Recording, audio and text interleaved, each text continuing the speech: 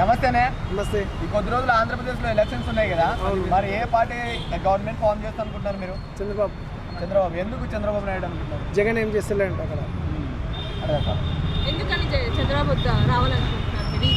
ఏం రావాలనుకుంటలేదు. అక్కడ ప్రజలే ఇక్కడ ఉన్న వాళ్ళని అడిగితే అక్కడ ఏం చేయట్లేదు, ఏం డెవలప్ చేయట్లేదు అని అంటున్నారు. ఓన్లీ స్టడీ ప్లస్ ఓన్లీ పింఛన్లు వేస్తున్నారంట, డెవలపింగ్ ఏం లేదు అనేసి అంటున్నారు. అంటే ఉద్యోగాలు లేవంటారా?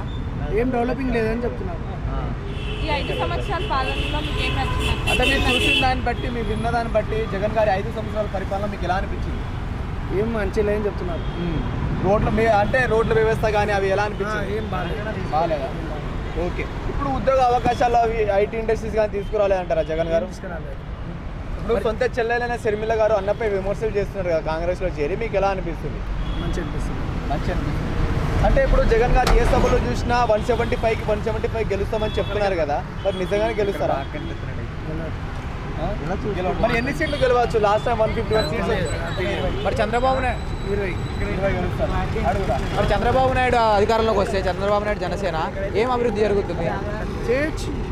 ఇక్కడ చేయలేడా? ఇదివరకు తెలంగాణలో ఉన్నప్పుడు చేయలేడా? సమ్మిక ఉన్నప్పుడు ఆంధ్రప్రదేశ్ ఉన్నప్పుడు చేశాడు కదా, అంతో ఇంతో. అంటే విజన్ 2020 అని హైదరాబాద్ డెవలప్ చేశారు, ఇప్పుడు విజన్ 2047 అంటున్నారు.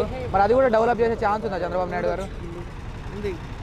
ఇప్పుడు ఆంధ్రాలో రాజధాని సమస్య ఉంది, దాన్ని జగన్ గారు తీర్చలేకపోయారు. మరి ఒకవేళ చంద్రబాబు నాయుడు జనసేన అధికారంలోకి వస్తే పోలవరం కూడా అంతే ఉంది. చేస్తాడు. ఓకే. ఇప్పుడు చంద్రబాబు నాయుడు పవన్ కళ్యాణ్ గారు కలిసి వస్తున్నారుగా, మీకు ఎలా అనిపిస్తుంది? బాగుంది. ఓకే.